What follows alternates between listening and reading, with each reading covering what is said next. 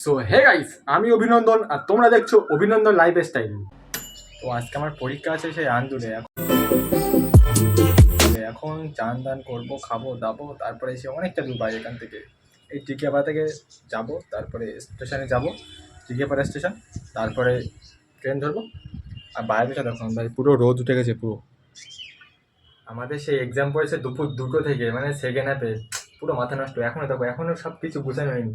আর হ্যাঁ, ভালো কথা, সত্যি কথা বলতে গেলে আমার তোমাদের সামনে এখন ভিডিও করছি, আর এই এটা দেখাতে গিয়ে দেখো, এটা আমার দেখাতে গিয়ে গোছাতে গিয়ে মনে পড়লো এখন ব্ল্যাঙ্কেট গুছাই নিয়ে। এই দেখো, এই এক্সামের সব কিছু গোছানো হয়ে গেছে, কিন্তু এখনো রেজিস্ট্রেশন নাম্বার এখনো গোছানো হয়নি, দেখেছো? তোমাদের সামনে এই কথা বলতে বলতে মনে এলো, তাছাড়া মাথায় আসেনি সত্যি, আগে গুছিয়ে নেই ওটা।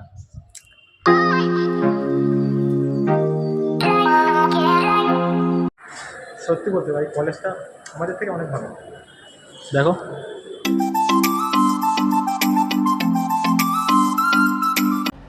In this crazy life we live, we are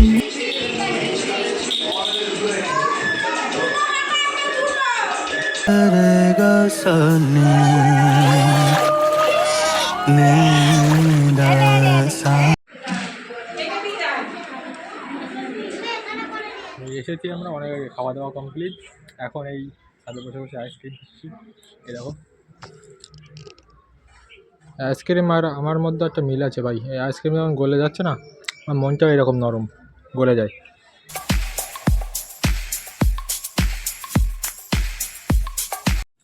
তো সবাইকে গুড ইভিনিং। তো আমি এই সবে ঘুম থেকে উঠলাম।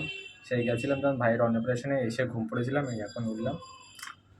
তো তোমাদের সাথে একটা কথা শেয়ার করা ঠিক না জানি না, তবু শেয়ার করছি যে কিছু মানুষ যায় খাওয়ার জন্য শুধুমাত্র, আর শুধু খাওয়ার জন্য না, ভালো মতো খাওয়ার জন্য। কারণ গিয়ে দেখলাম কিছু মানুষ আছে, মানে অন্নপ্রাশন বিয়ে থাকলে না, তারা বাড়িতে খেয়ে যায় না, এমন মানুষও থাকে। ব্যাস, বাইরেটা এখন অন্ধকার হয়ে গেছে, দেখো বাইরেটা দেখো, শুধু বাইরেটা পুরো অন্ধকারে।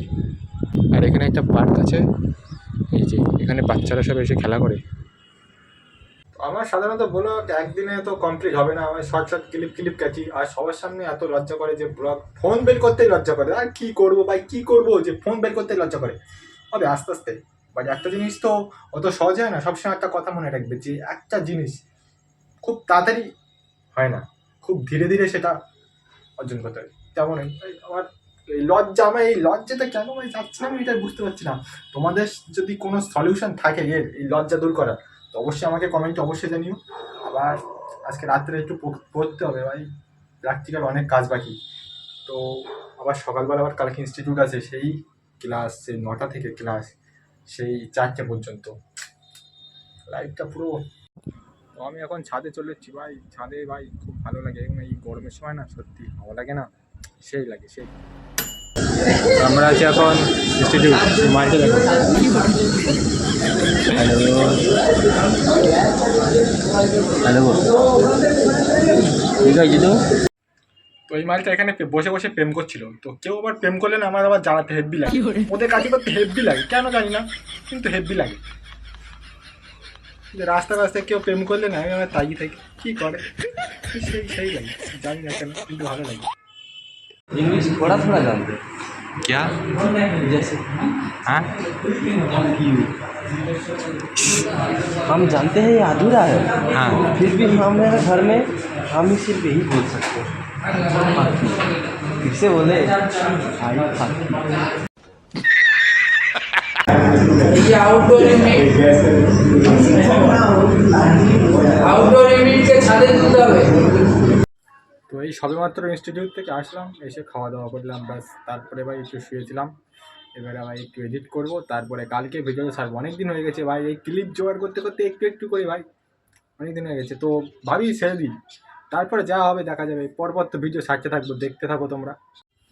তোমরা তো জানো সে গেছি 9টার সময়, আর এই এসছি বিকেল 4টে ভাই।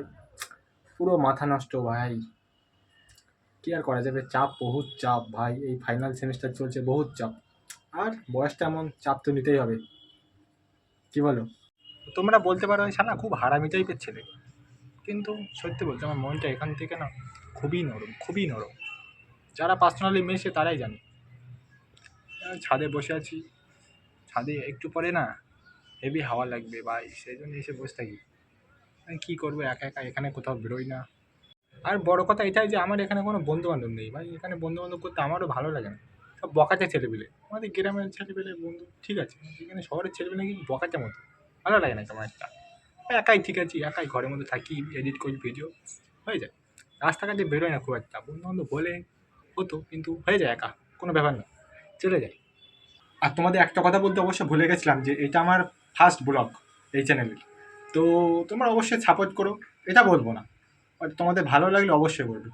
তো অবশ্যই জানি ভালো লাগবে, পরবর্তীতে ভিডিওগুলো দেখো, শুধু একটা ভিডিও দেখে সবগুলো বিচার করো না।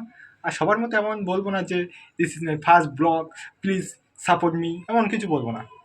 ভালো লাগলে অবশ্যই সাপোর্ট করবে। Love you.